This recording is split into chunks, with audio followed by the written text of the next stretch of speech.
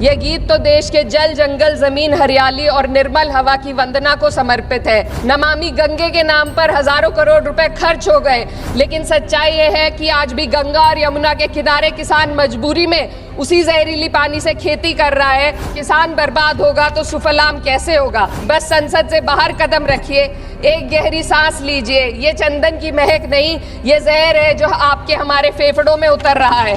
भारत हर साल सर्दियों में जहरीली हवा के प्रकोप में घिर जाता है। एक किसान सिर्फ मौसम से नहीं लड़ रहा, वह प्रदूषण, नीतियों की बेरुखी और सिस्टम की नाइंसाफी से लड़ रहा है। और जिन अरबपतियों की ये रक्षा करते हैं वो इतना पैसा एक सेकंड में कमा लेते हैं, लेकिन जमीन पर जंगल पूंजीपतियों को सौंपी जा रही है। आदि सारे जहां से अच्छा हिंदुस्तान हमारा, हम बुलबुले हैं इसके, ये गुलसिता हमारा। मजहब नहीं सिखाता आपस में बैर रखना, हिंदी है हम, पता नहीं हिंदुस्तान हमारा।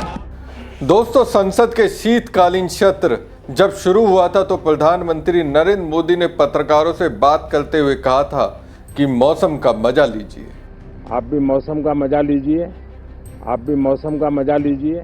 अब ये मौसम हमारे और आपके लिए किस कदर सजा है, पीएम मोदी और उनकी पार्टी बीजेपी ने इस मौसम को किस कदर बेईमान बना दिया, उस पर से सपा सांसद इकरा हसन ने जब पर्दा उठाया तो हंगामा मच गया। इकरा ने खुलकर बता दिया इस सरकार ने मौसम को बेईमान बनाने के लिए क्या क्या किया, आम लोगों के साथ क्या किया, किसानों आदिवासियों के साथ क्या किया, नदियों के साथ क्या किया, पहाड़ों के साथ क्या किया, हवाओं के साथ क्या किया, और ये सब किया तो किसके लिए किया। सुजलाम सुफलाम मलयज शीतलाम शस्य श्यामलाम और मातरम। बंकिम चंद्र चट्टोपाध्याय रचित आनंद मठ से इन्हीं 7 शब्दों को रखकर इकरा हसन ने गुजरात लॉबी की पूरी राजनीति की बखिया उधेड़ दी, धज्जियां उड़ा दी। नमस्कार दोस्तों, मैं हूं परवीन सानी। लोकसभा में वंदे मातरम के 150 साल पूरे होने पर चर्चा हुई। इस चर्चा में सपा की ओर से सपा सांसद अखिलेश यादव ने इकरा हसन को भी आगे किया। इकरा ने पहले वंदे मातरम को आगे रखकर पीएम मोदी को राजधर्म सिखाया, फिर उसके बाद जिस वंदे मातरम के जरिए मोदी जी और उनकी बीजेपी पश्चिम बंगाल की राजनीति में माइलेज लेने की फिराक में थी, उसी वंदे मातरम को केंद्र में रखकर दो टूक तरीके से बीजेपी की नसों में बहते राजनीतिक खून को अपने तर्कों से जमा दिया। सबसे पहले इकरा हसन ने समझाया वंदे मातरम क्या है। माननीय अध्यक्ष महोदया, आज हमें वंदे मातरम के असली भाव को समझना जरूरी है। यह गीत तो देश के जल, जंगल, जमीन, हरियाली और निर्मल हवा की वंदना को समर्पित है। यह भारत की जन जन की मंगल कामना करता है कि भारत का हर नागरिक स्वस्थ रहे, सुरक्षित रहे और सम्मान के साथ जी सके। इकरा हसन कहती है आज हमें गीत के भाव को समझना जरूरी है। ये गीत देश की प्रकृति की वंदना करता है। इकरा हसन ने वंदे मातरम को लेकर मुस्लिमों को कटघरे में खड़ा करने पर भी सवाल उठाए और कहा कि हम भारतीय मुसलमान इंडियन बाय चॉइस हैं, बाय चांस नहीं। भाजपाई क्या कर रहे हैं? इस समय वो ये नैरेटिव फैलाने में लगे हैं भारत में मुस्लिम बाय चॉइस नहीं रहा, बाय चांस रहे। आए दिन आप बीजेपी के सांसद, विधायक, नेता, कार्यकर्ता से लेकर भक्त मीडिया को देखते होंगे, ये मुस्लिमों की परीक्षा लेते हैं। कोई भी अगर बात रखते हैं तो उसको अपने चश्मे पे पाकिस्तान को चिपका कर देखते हैं। इकरा हसन साफ कहती हैं वंदे मातरम की किन पंक्तियों को अपनाया जाए, ये फैसला नेताजी सुभाष चंद्र बोस और गुरु रविंद्रनाथ टैगोर के परामर्श से हुआ था। क्या अब हम उन महान नायकों की समझ पर सवाल उठाएंगे? इकरा हसन कहती हैं ये गीत देश के जल, जंगल, जमीन, हरियाली और निर्मल हवा की वंदना को समर्पित है। ये भारत के जन जन की मंगल कामना करता है कि भारत का हर नागरिक स्वस्थ रहे, सुरक्षित रहे और सम्मान के साथ जी सके। सुजलाम सुफलाम का अर्थ है, सुनिए, ऐसा देश जहां स्वच्छ और पर्याप्त जल हो, जहां नदियां जिंदा हो, बहती हो, जीवन देती हो। अध्यक्ष महोदय, लेकिन अब जरा यमुना का हाल देखिए। दिल्ली प्रदूषण नियंत्रण समिति की 2025 की रिपोर्ट बताती है कि यमुना के कई हिस्सों में बीओडी स्तर 127 mg पर लीटर है, तक पहुंच चुका है, जबकि किसी जीवित नदी के लिए ये 3 mg पर लीटर से कम होना चाहिए। ये सिर्फ नदी का संकट नहीं है, ये किसान का संकट है। नमामि गंगे के नाम पर हजारों करोड़ रुपए खर्च हो गए, लेकिन सच्चाई ये है कि आज भी गंगा और यमुना के किनारे किसान मजबूरी में उसी जहरीली पानी से खेती कर रहा है। वही जहर अनाज में उतरता है और वही जहर किसान की जिंदगी को धीरे धीरे खत्म कर देता है। अध्यक्ष महोदय, जब पानी जहर हो जाएगा तो सुजलाम कैसे होगा? जब किसान बर्बाद होगा तो सुफलाम कैसे होगा? इकरा हसन का इसका अर्थ बताना जरूरी था। मुझे लगता है मोदी से लेकर उनकी पार्टी बीजेपी इस शब्द के असल मीनिंग को भूल चुकी है। याद दिलाना जरूरी था। इकरा हसन ने याद दिलाई। वो कहती है सुजलाम सुफलाम का अर्थ है ऐसा देश जहां पर्याप्त जल हो, जहां नदियां जिंदा हो, बहती हो और जीवन देती हो। लेकिन अब यमुना का हाल देखिए। दिल्ली प्रदूषण समिति 2025 की रिपोर्ट बताती है कि यमुना के कई हिस्सों में बीओडी स्तर 127 mg के स्तर पर पहुंच चुका है, जबकि जीवित नदियों के लिए यह सिर्फ 3 mg प्रति लीटर होना चाहिए। दिल्ली एनसीआर की हालत खराब है। दिल्ली में बीजेपी अपने किस वादे के दम पर सरकार में आई? उन्होंने दिल्ली की जनता से वादा किया था दिल्ली में यमुना को जिंदा कर देंगे, यमुना झूमती हुई दौड़ेगी।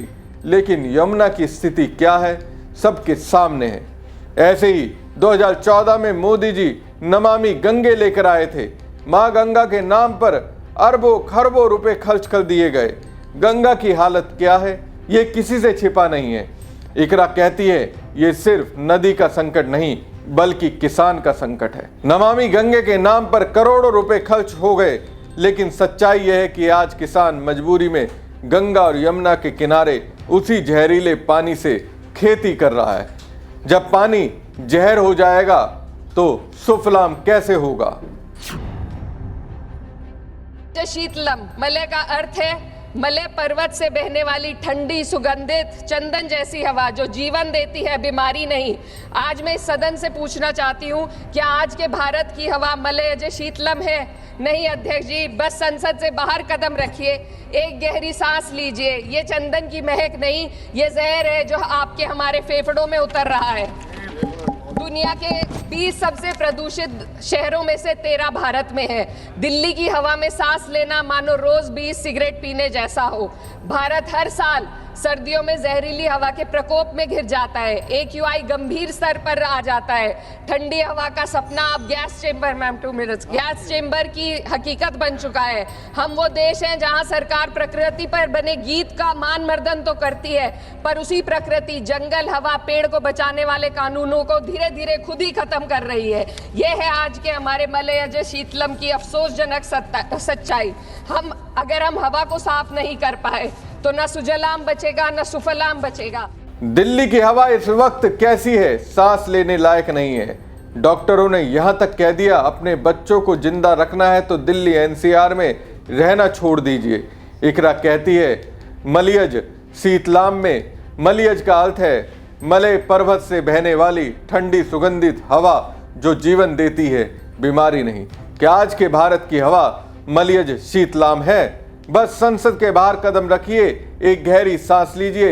ये हवा नहीं, ये जहर है जो आपके हमारे फेफड़ों में उतर रहा है। उसी स्थिति में मोदी जी ने मनमौजी तरीके से दोस्तों कहा था मौसम का मजा लीजिए। सोचिए देश के लोगों के लिए वो कितने गंभीर हैं। सुफलाम का मतलब है फलों से भरी हुई। फल के लिए क्या चाहिए? पेड़ चाहिए। और आजकल मोदी जी अपने प्रिय दोस्त अडानी के लिए क्या कर रहे हैं? पेड़ों को धड़ल्ले से काट रहे हैं। बिहार में 10,000 से ज्यादा आम के पेड़ काट दिए गए और ये किसके लिए काटे गए? अडानी के लिए। मध्य प्रदेश में एक साथ 6,000 से ज्यादा पेड़ काट दिए गए। ये किसके लिए हुआ? अडानी के लिए हुआ। तो दोस्तों, अपने चंद उद्योगपति मित्रों से मित्रता निभाने के लिए धड़ाधड़ इस सरकार में प्रकृति से खिलवाड़ हो रहा है। मोदी जी बात करते हैं वंदे मातरम की। अरे इसमें लिखे गए शब्द सुजलाम और सुफलाम को ही वो नहीं छोड़ रहे। सस्य श्यामलम का अर्थ है ऐसा देश जहां उपजाऊ जमीन हो, जहां खेत फसल से भरे हो और किसान कर्ज और निराशा में न डूबा हो। आज किसान सिर्फ मौसम से नहीं लड़ रहा, वह प्रदूषण, नीतियों की बेरुखी और सिस्टम की नाइंसाफी से लड़ रहा है। एक तरफ कॉरपोरेट के लोन माफ होते हैं, दूसरी तरफ किसान को उसकी वाजिब एमएसपी भी नहीं मिल पाती है। आप ग्लोबल सुपर पावर बनने की बात करते हैं, लेकिन हमारी पर कैपिटा इनकम दुनिया में 136वें नंबर पर है। हम अपने छोटे पड़ोसी देश से भी पीछे हैं। हमारे लोग $2,500 तक भी नहीं कमा पा रहे एक साल में, और जिन अरबपतियों की ये रक्षा करते हैं वो इतना पैसा एक सेकंड में कमा लेते हैं। आज वंदे मातरम को बुनियाद बनाकर राजनीति की जा रही है, लेकिन जमीन पर जंगल पूंजीपतियों को सौंपी जा रही है, आदिवासियों को उनके घरों से उजाड़ा जा रहा है। तो शस्य श्यामलाम का अर्थ है जहां जमीन उपजाऊ, खेत फसल से भरी हो, किसान निराशा में ना हो। दोस्तों, दिल पर हाथ रखकर कहिए, क्या किसान आज खुश है? अरबों रुपए उद्योगपतियों के माफ कर दिए जाते हैं, लेकिन जब किसान कहता है थोड़ा राहत दीजिए, सब्सिडी बढ़ाइए, तो ये सरकार क्या करती है? फंड का रोना रोने लगती है। किसान के लिए इनके दिल में दर्द नहीं है, किसानों को ये गलत में धकेल देना चाहते हैं। इकरा हसन कहती हैं जमीन पूंजीपतियों को सौंपी जा रही है, इसमें पूरी सच्चाई है। ये सब दिख रहा है, आदिवासियों को उनके घरों से हटाया जा रहा है। मध्य प्रदेश, छत्तीसगढ़, ओडिशा में देख लीजिए किस तरह से आदिवासियों को उनकी जमीन से बेदखल किया गया। मातरम में जो मातरा माता है वह सिर्फ मातृभूमि की वंदना नहीं, वह इस धरती की हर नारी, वह इस देश की हर बेटी, हर महिला के सम्मान की बात भी करता है। लेकिन आंकड़े अगर आप देखेंगे, एनसीआरबी की हाल की रिपोर्ट के अनुसार, मैम जसवंत के अनुसार, देश में हर वर्ष लगभग 30,000 से अधिक बलात्कार हो रहे हैं। यानी एक दिन में 80 से अधिक महिलाएं यौन हिंसा का शिकार होती हैं, और ये सिर्फ दर्ज मामले हैं। जब जम्मू कश्मीर की एक बच्ची हिंसक अत्याचार का शिकार होती है, जब सत्ता से जुड़े लोगों पर आरोप लगते हैं और कार्रवाई वर्षों लटक जाती है, जब उन्नाव की पीड़िता लखनऊ के दरबार में इंसाफ को लेकर अपनी जान देने पर आमादा होती है, जब बिल्किस बानो के अपराधियों का सरकार के लोग द्वारा स्वागत किया जाता है, तो ये घटनाएं वंदे मातरम की आत्मा पर चोट पहुंचाती है। मैं अध्यक्ष महोदया बस यही कहना चाहती हूँ अपनी बात को अंत में रखते हुए कि वंदे मातरम सिर्फ अतीत की ललकार नहीं, ये वर्तमान की जिम्मेदारी है, ये आत्म मंथन की घड़ी है। यही समय है कि हम वंदे मातरम को सिर्फ नारा नहीं, नीति और जिम्मेदारी बनाएं।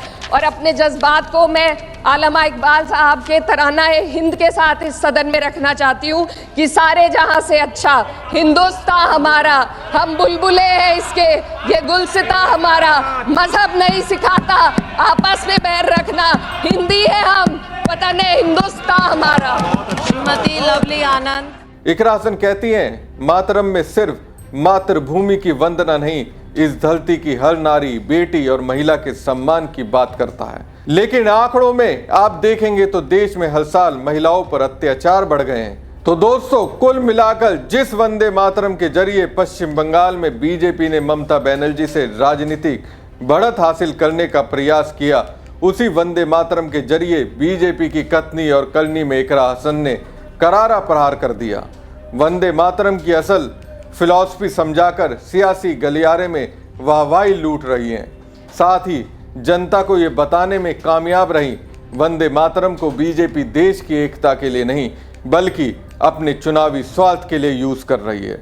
हमारी खबर आपको कैसी लगी कमेंट बॉक्स में कमेंट करके जरूर बताएं। साथ ही पेज को ज्यादा से ज्यादा लाइक और शेयर कीजिएगा। धन्यवाद। यह गीत तो देश के जल, जंगल, जमीन, हरियाली और निर्मल हवा की वंदना को समर्पित है। नमामि गंगे के नाम पर हजारों करोड़ रुपए खर्च हो गए, लेकिन सच्चाई यह है कि आज भी गंगा और यमुना के किनारे किसान मजबूरी में उसी जहरीली पानी से खेती कर रहा है। किसान बर्बाद होगा तो सुफलाम कैसे होगा? बस संसद से बाहर कदम रखिए, एक गहरी सांस लीजिए। ये चंदन की महक नहीं, ये जहर है जो आपके हमारे फेफड़ों में उतर रहा है। भारत हर साल सर्दियों में जहरीली हवा के प्रकोप में घिर जाता है। एक किसान सिर्फ मौसम से नहीं लड़ रहा, वह प्रदूषण, नीतियों की बेरुखी और सिस्टम की नाइंसाफी से लड़ रहा है।